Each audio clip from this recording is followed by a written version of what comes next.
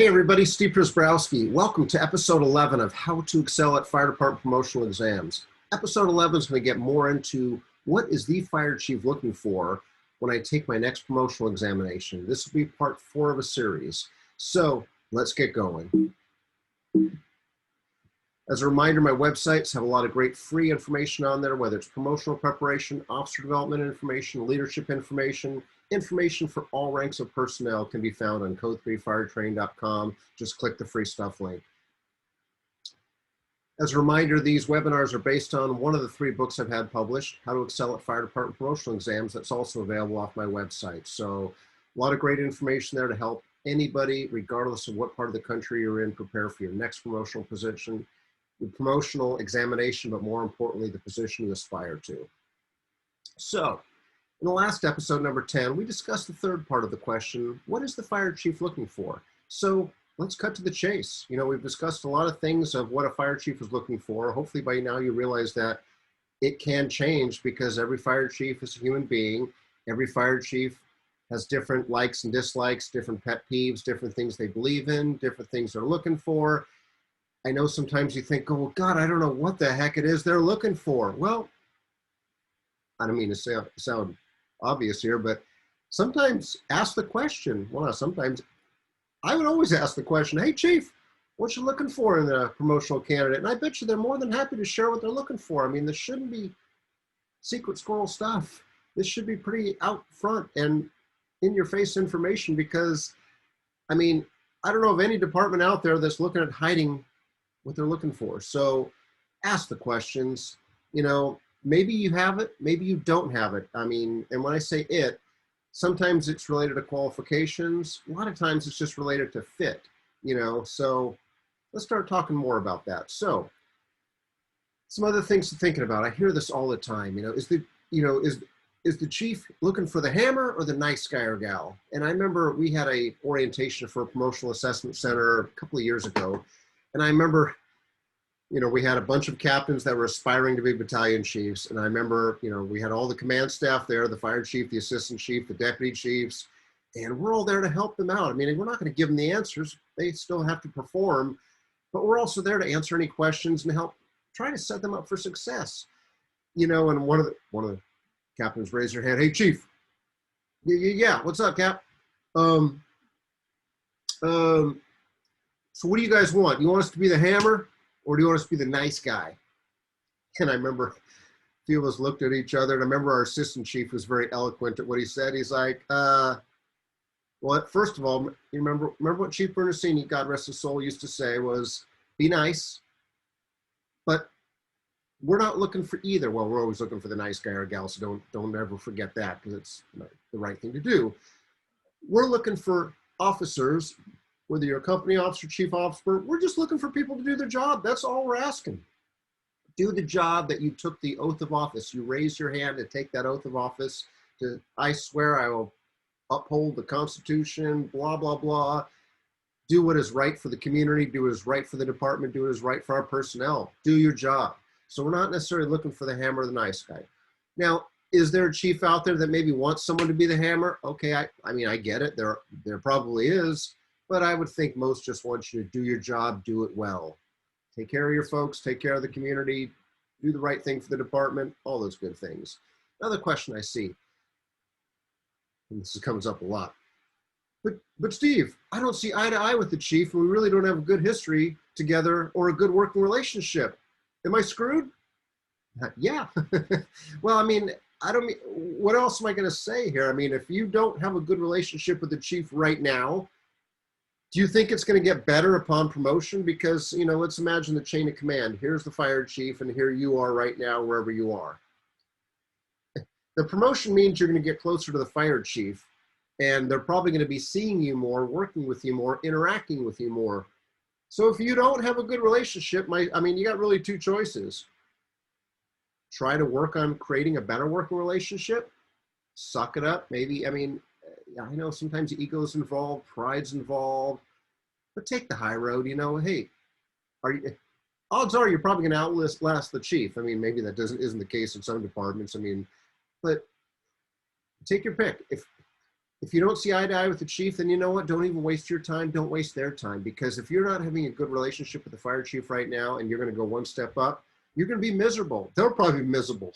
So you know what? Do yourself a favor and stay where you're at. Well, I want to get promoted, Steve. Well, then again, I mean, I'm not saying kiss butt or kiss ass or suck up to the chief, but you got to have a good relationship. Or maybe you need to look somewhere else for a position. I mean, I don't mean to be harsh, but, or you wait out till the chief retires. I don't know, you know, but again, you got to have a good relationship with the chief. I'm not, again, good relationship. Don't have to exchange holiday cards. You don't have to go be their best buddy, but just good working relationship, a trusting, caring relationship. All right, some other questions. You know, the fire chief is looking for someone, really, I hear this all the time. The fire chief is looking for someone who's not just a safe beginner, but who can hit the ground running.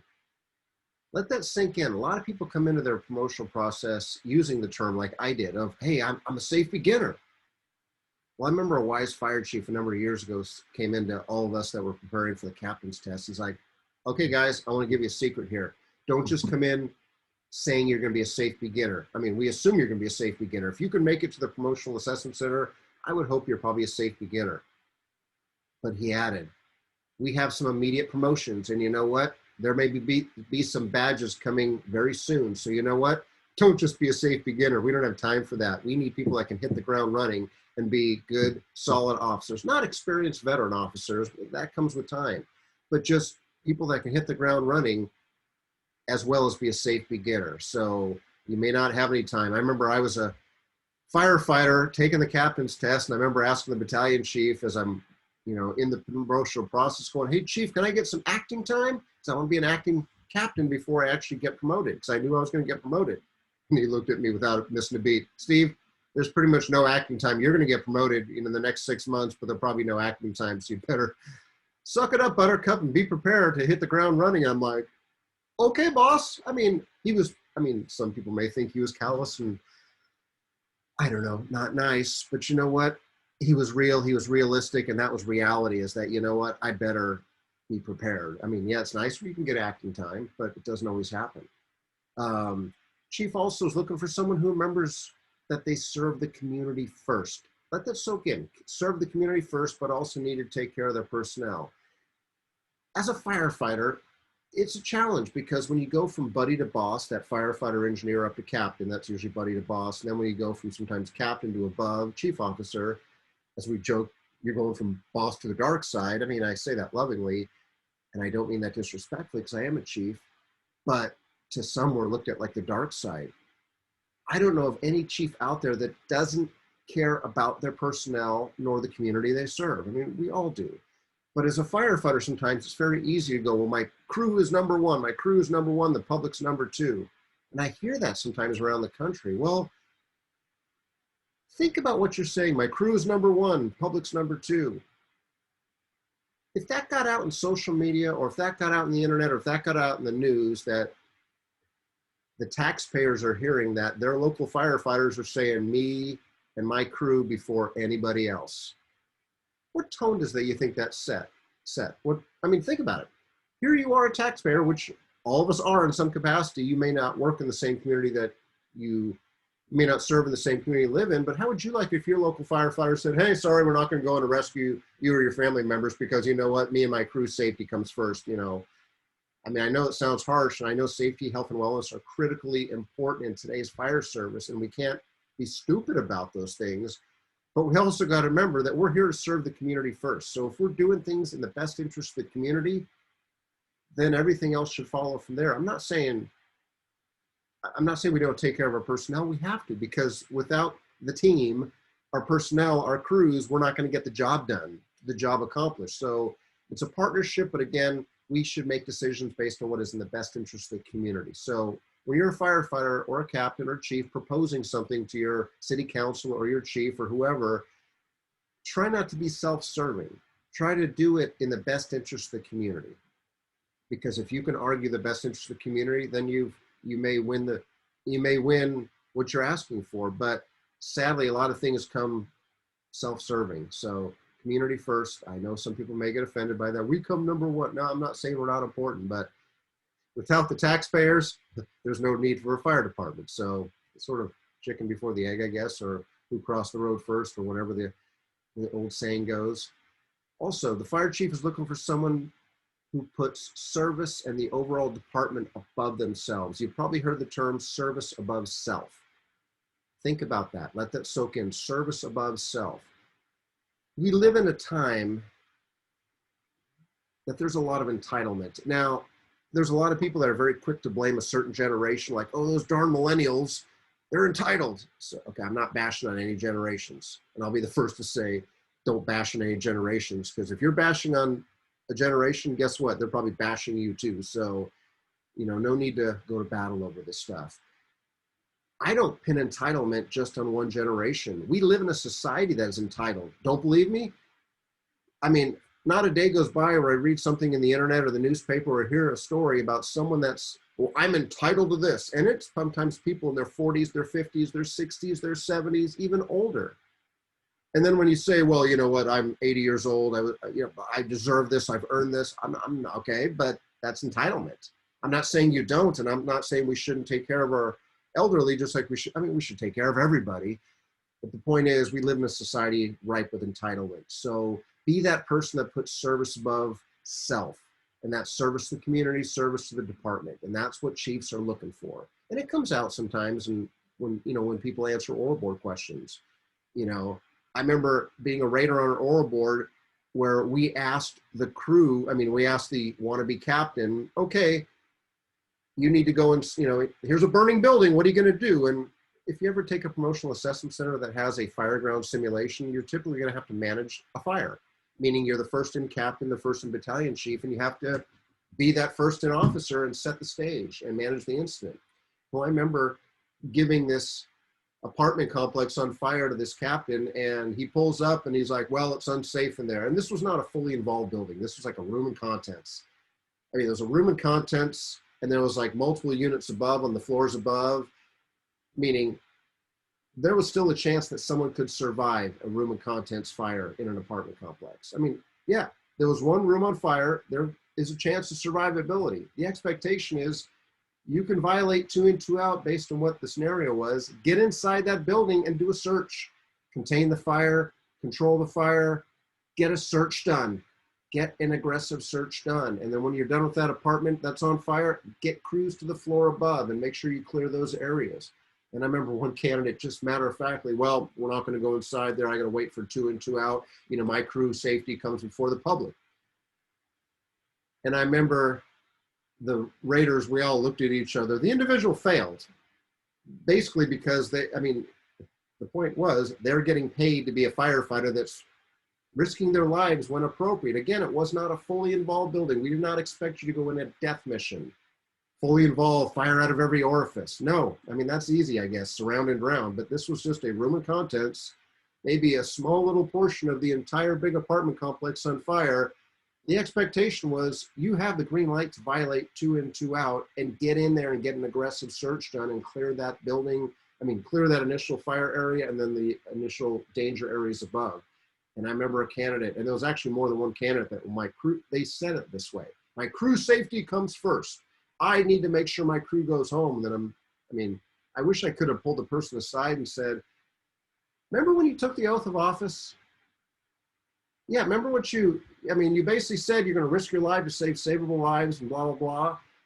And remember, there's a reason if you are a career, volunteer is slightly different. If you are a career, there's a reason you're getting paid the salary you're getting paid and you get the benefits that you're getting provided to you and your family because you risk your life. Just like police officers and firefighters are usually very comparable in pay and benefits. And when you compare police and fire to the rest of the city employees in most areas, there's a reason cops and firefighters are usually paid the best and have the best benefits. It's because they risk their lives when necessary. So if you're telling the public that, sorry, my crew is number 1, you're number 2, I don't mean to be mean, but why have a fire department? So I'm not saying be stupid, I'm not saying be dumb, but there's a time and a place to get our butts inside those burning buildings, and that's what a fire chief is expecting of you. No fire chief wants to kill anybody. No fire chief wants to have that on their career, their conscience, and to their grave. But, they also don't want to have citizens dying either because we're not taking appropriate risks when necessary. Leave it at that. Some other things. The fire chief is looking for someone who will represent the fire department and the community in the best possible manner 24/7, 365, both on and off duty. I know there's a lot of people that say, well, I'm off duty. It's my time. I can do whatever I want. Yeah, but here's the challenge with a lot of us in the fire service. Off duty tends to blend in with on duty. I mean, and I say that because, I mean, look at me. I'm wearing a fire department t-shirt right now. It's not my fire department. My cousin used to work in Florida before he retired, and I got this from him. But me wearing this shirt and going around on my off day today, I'm representing a fire department. It may not be mine, but indirectly it is.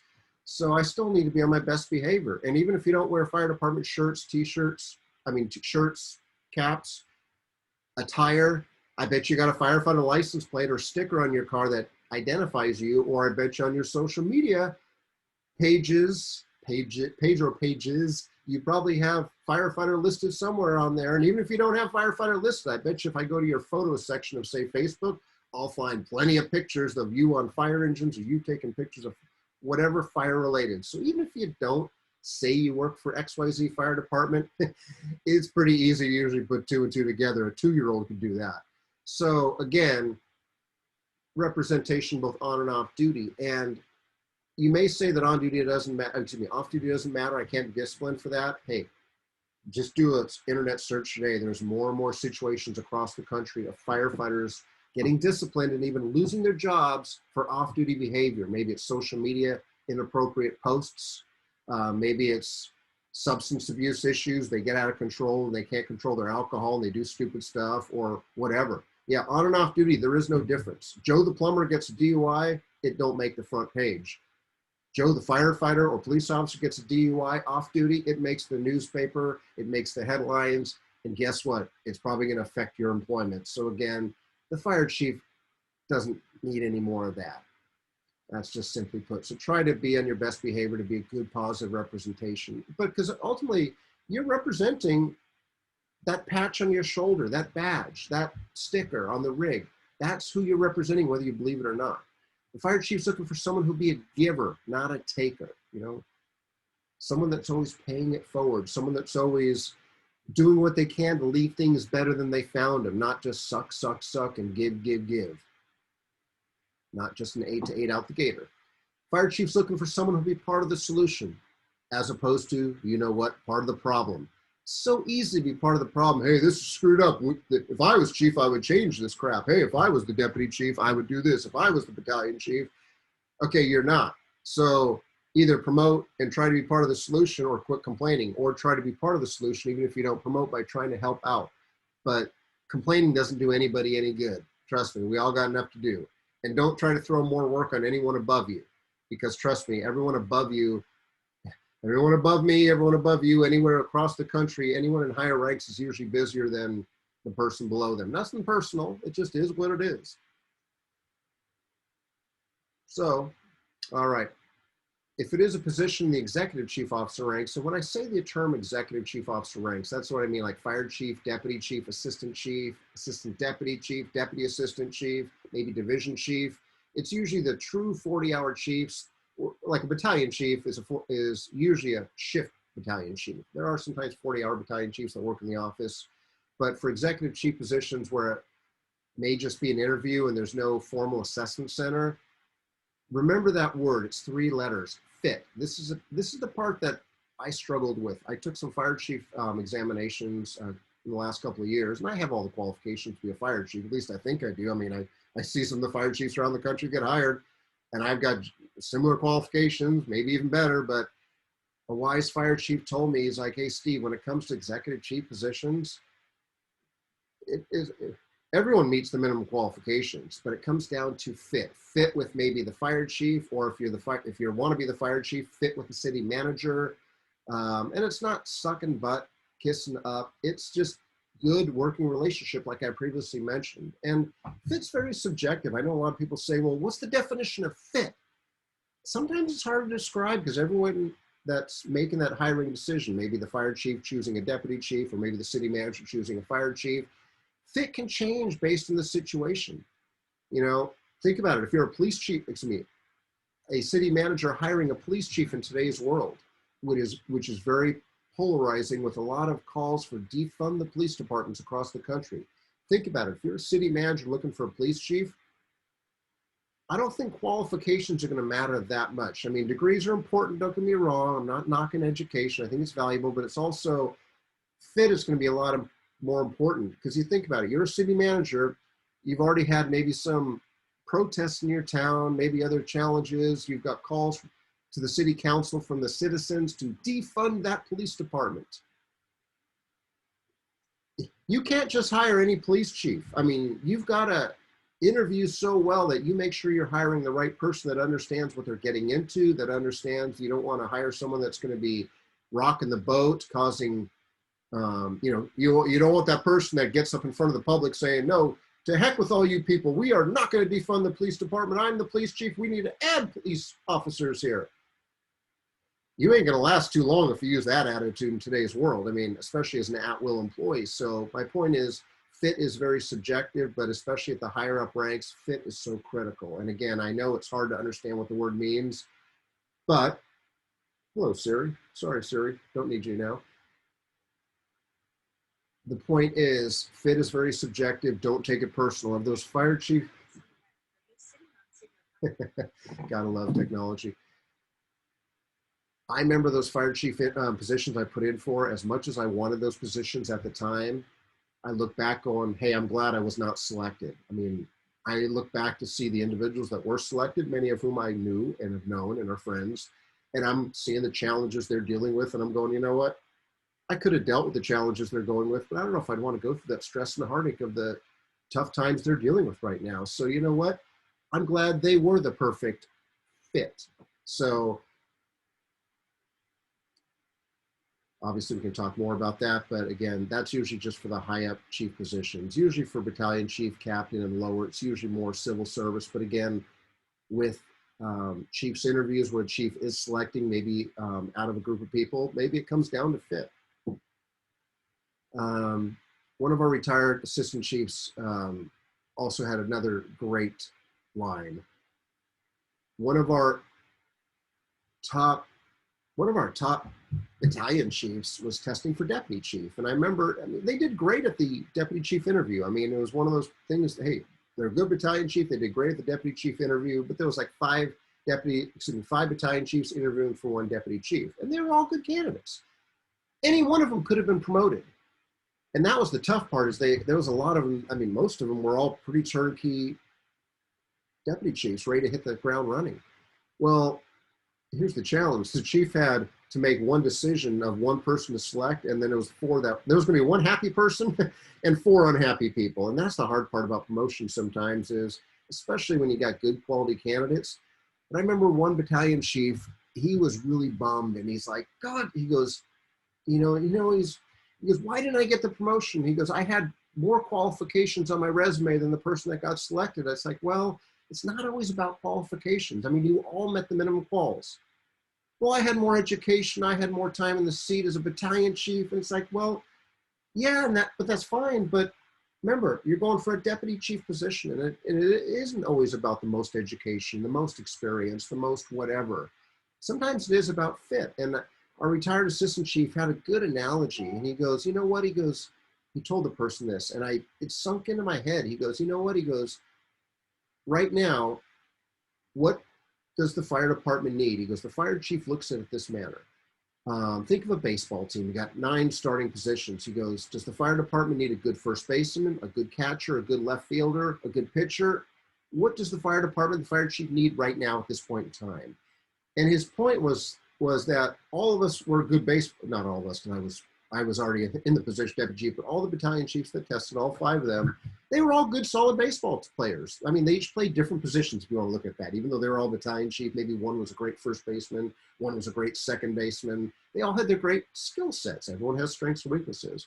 But anyway, his comment was, at this point in time, the fire chief needed a good first baseman. So that's why the fire chief selected that person. But you know what? 6 months from now or a year from now, when the next deputy chief vacancy comes up, maybe the fire chief needs a good catcher or a good pitcher or a good left fielder. And then maybe a year after that, when the next deputy chief position comes up, maybe it's someone that's a good designated hitter.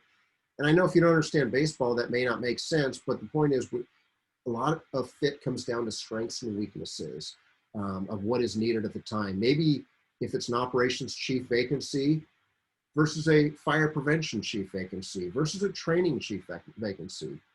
You know, if the fire chief has a vacancy of an operations chief managing the battalion chiefs, yeah, maybe that senior battalion chief that has the most experience in the field is the best fit for the position.